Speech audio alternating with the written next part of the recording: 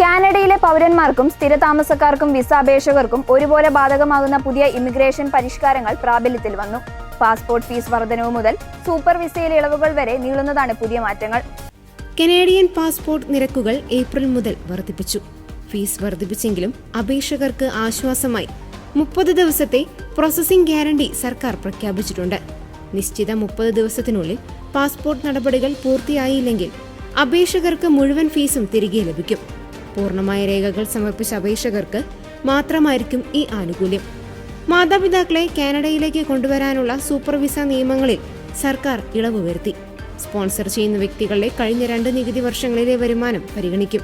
വരുമാന പരിധി കണക്കാക്കാൻ സന്ദർശകരായ മാതാപിതാക്കളുടെ വരുമാനം കൂടി ഇനി മുതൽ കൂട്ടിച്ചേർക്കാം.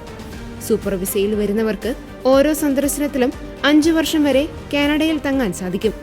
കുടിയേറ്റക്കാർ അതത് പ്രവിശ്യകളിൽ തന്നെ താമസിക്കുമോ എന്നും സാമ്പത്തികമായി മെച്ചപ്പെടുമോ എന്നും വിലയിരുത്താനുള്ള അധികാരം ഇനി പ്രൊവിൻഷ്യൽ ഭരണകൂടങ്ങൾക്കായിരിക്കും. ഫെഡറൽ ഉദ്യോഗസ്ഥർ ഇക്കാര്യത്തിൽ ഇനി സ്വതന്ത്രമായി ഇടപെടില്ല. ഇത് കുടിയേറ്റ കാര്യങ്ങളിൽ പ്രവിശ്യകൾക്ക് കൂടുതൽ സ്വയംഭരണാധികാരം നൽകും.